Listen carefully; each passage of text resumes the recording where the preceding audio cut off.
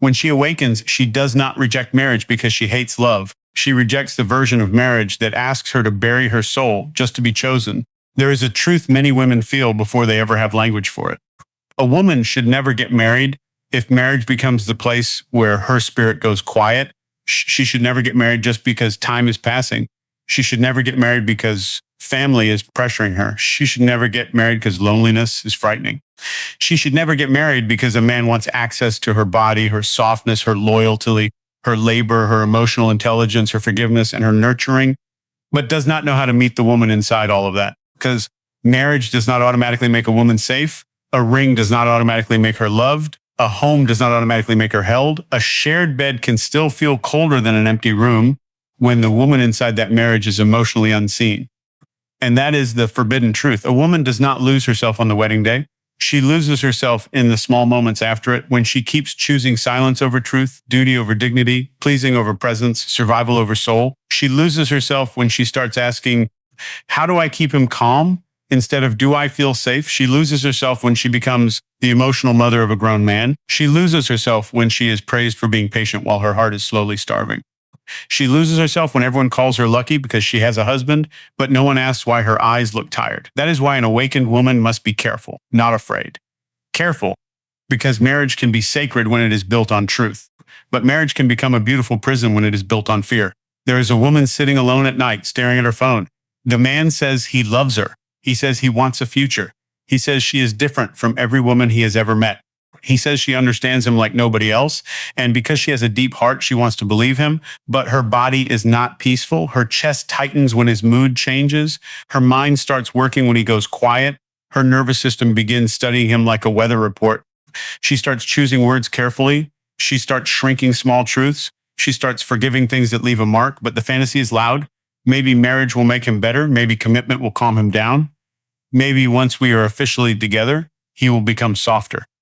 Maybe once I give him everything, he will finally feel safe enough to love me properly. But an awakened woman must hear this. Marriage does not heal a man who refuses to face himself. It only gives him more access to the woman who keeps hoping he will. That is where many women suffer.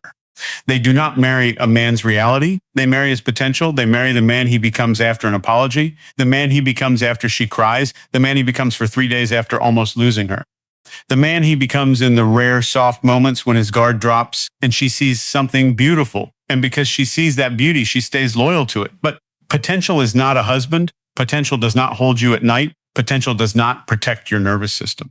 Potential does not become emotional safety unless the man chooses discipline, honesty, humility, and real change. A woman can love a man's wounded inner world and still be destroyed by his unhealed behavior. That is the first truth. She should never marry potential. She should marry pattern. Not what he promises, what he repeats, not what he says after hurting her, what he changes after understanding the wound, not how he acts when he wants access, how he acts when he does not get his way. Because a man's character is not revealed by how sweet he is when she is easy, it is revealed by how safe he remains when she has a boundary. There is another woman lying beside a man she once prayed for. The room is dark. He is sleeping. She is wide awake. She remembers when she thought having him would make her feel chosen. She thought marriage would end the uncertainty. She thought a home together would end the loneliness. But now she lies beside him and feels emotionally homeless. She cannot talk without being dismissed. She cannot cry without being called dramatic. She cannot ask for affection without feeling needy. She cannot say no without being punished by silence. She cannot be fully herself without feeling like she is making the marriage difficult. And that is when the painful truth rises. Being married is not the same as being loved. Being claimed is not the same as being cherished. Being a wife is not the same as being safe. A woman should never get married if the marriage requires her to become smaller to keep the peace. Because peace that requires a woman's disappearance is not peace. It is control with a softer voice. This is what happens when she awakens. She stops asking, does he want me? And starts asking, does he honor me? She stops asking, will he marry me? And starts asking, will my soul survive being close to him? She stops asking, can I make him happy? And starts asking, does this love make me more myself or less? That question changes everything. Does this love make me more myself or less? Because the wrong marriage slowly turns a woman into a role, the helper, the caretaker, the quiet one, the loyal one, the forgiving one, the woman who keeps everything together while nobody asks what is falling apart inside her. She becomes the one who remembers birthdays, Manages emotions, softens conflicts, reads moods, forgives mistakes, carries invisible labor, protects his image, explains his behavior, prays for his growth, and still wonders why she feels so alone. And people call that love, but sometimes it is not love. Sometimes it is a woman being trained to disappear politely. There is a woman standing in front of a mirror wearing the life everyone told her she should want. Maybe she has the ring. Maybe she has the house. Maybe she has the title. Maybe people respect her more now because she belongs to someone. But she looks at herself and cannot find the woman she used to be. Her laughter is quieter. Her dreams are delayed. Her friendships are smaller. Her body feels tired. Her voice has learned caution. Her softness has become survival. And somewhere deep inside, she hears a whisper. I became everything they wanted, and somehow I lost myself. That is not a small wound. That is the death of the inner woman. The awakened woman understands that marriage should not require the death of her inner life. Marriage should not make her abandon her intuition. Marriage should not make her choose between being loved and being honest. Marriage should not turn her into a shadow standing behind a man's comfort. Real love does not ask a woman to amputate her truth. Real love does not punish her for having needs. Real love does not require her to become less alive so someone else can feel more powerful. Real love expands her. It does not erase her. And this is why the awakened woman becomes dangerous to old systems, because she will not marry just to be validated. She will not marry just to be called respectable. She will not marry just because people say a woman needs a man. She will not marry a man who wants a wife but fears a woman with a soul. She will not marry a man who loves her softness but hates her boundaries. She will not marry a man who wants her nurturing but rejects her truth. She will not marry a man who wants her loyalty while offering emotional absence. She will not marry a man who makes her feel lonelier than being alone. That does not make her bitter. That makes her awake. A sleeping woman asks, will he choose me? An awakened woman asks, what happens to me if he does? There is another scene. A woman is being pressured by family. They say, you cannot wait forever. They say, no man is perfect. They say, you are becoming too picky. They say, marriage is compromise. They say, at least he is serious. They say, you need security. And maybe they mean well, but the awakened woman hears what is missing. No one asks, do you feel safe with him? No one asks, can you speak freely? No one asks, does he respect your no? No one asks, does his presence bring peace to your body? No one asks, can he hold emotional responsibility? No one asks, will this marriage protect the woman you are becoming? They only ask if he is available, if he is acceptable, if the timing is right, if society will approve. But a woman's soul cannot live on public approval. A woman's nervous system cannot be comforted by people saying, at least you are married. A woman's heart cannot survive on a title when the reality behind the title is emotional starvation. So she must become brave enough to disappoint people who would rather see her married than whole. That is awakening, not rebellion for the sake of rebellion, truth for the sake of life. She may still want love. She may still desire marriage. She may still want a home, partnership, children, devotion, shared mornings, quiet evenings, and someone whose presence feels like shelter. But she no longer wants any of that at the cost of herself. She does not hate men. She hates losing herself for love. She does not reject marriage. She rejects marriage without consciousness. She rejects marriage where the woman is expected to be endlessly patient while the man remains emotionally immature.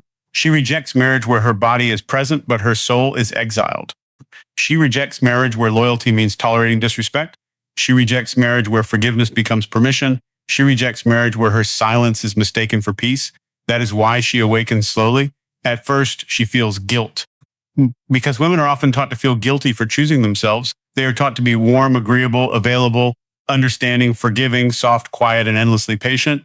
They are taught that wanting emotional safety is demanding, that having standards is arrogance, that saying no is selfish, that being alone is failure. But the awakened woman begins to question the guilt. Is this guilt because I am wrong, or because I'm finally refusing the role I was trained to play? That question frees her because not all guilt is truth.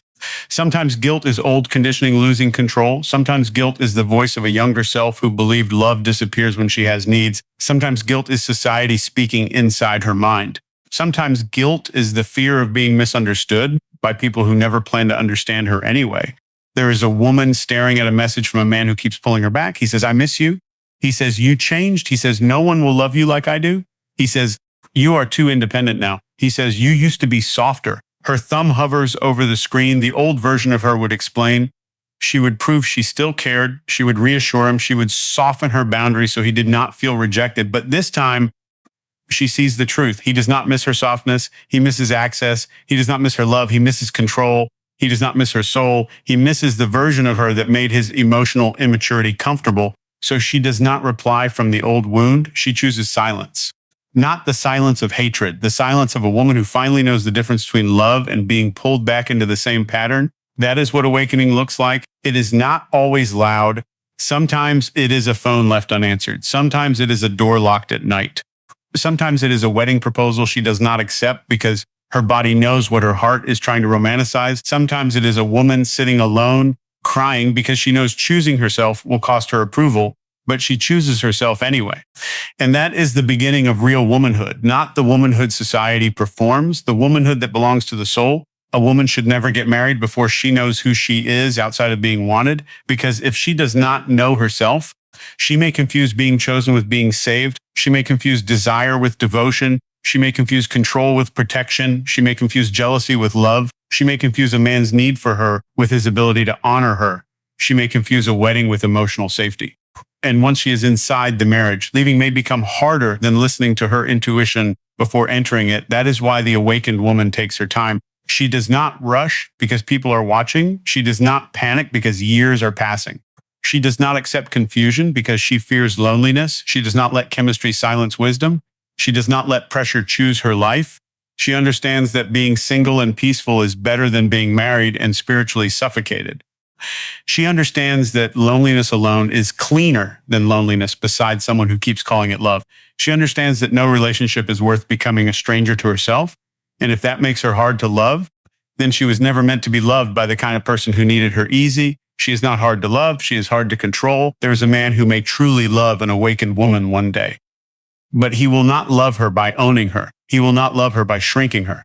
He will not love her by making her responsible for his emotional growth. He will not love her by demanding her silence. He will not love her by asking her to become less intuitive, less alive, less honest, less powerful. He will meet her, not consume her. He will protect her softness without fearing her strength. He will respect her no without punishing her for it. He will want her truth, not just her tenderness. He will understand that her independence is not a threat. It is proof she is not entering love from desperation. He will know that marriage to an awakened woman is not ownership. It is partnership with a soul that has already fought hard to belong to itself. That kind of love exists, but it cannot enter where fear is still choosing. So the awakened woman waits if she must, not passively. Powerfully, she builds herself. She heals. She listens to her body. She studies her patterns. She stops romanticizing potential. She stops mistaking intensity for intimacy. She stops giving wife-level devotion to men who offer temporary attention. She stops giving emotional loyalty to people who have not proven emotional responsibility. She becomes whole, not because she does not want love, because she wants love without self-abandonment. And that is the final truth. A woman should never get married if she is doing it to escape herself. She should never get married because she fears being alone. She should never get married because people keep asking why she is still single.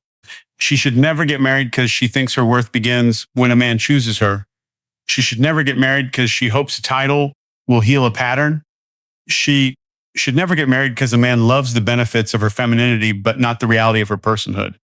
She should never get married until she knows that being chosen by the wrong man can become more painful than not being chosen at all. And when she knows this, she becomes free, not closed, free to love wisely, free to wait peacefully, free to leave what harms her, free to choose partnership from wholeness, not hunger, free to say, I want love, but not control, free to say, I want marriage, but not at the cost of my soul, free to say, I can be soft and still have standards, free to say, that I can love a man deeply and still refuse to disappear for him. That is when she awakens. When she awakens, she no longer asks marriage to give her worth. She carries worth into marriage, and only a man who can honor that worth is allowed to walk beside her. Why a woman should never get married, Jung's forbidden truth is not that marriage is bad. The forbidden truth is that a woman should never enter marriage asleep, because an asleep woman marries to be chosen. But an awakened woman only marries where her soul can remain alive.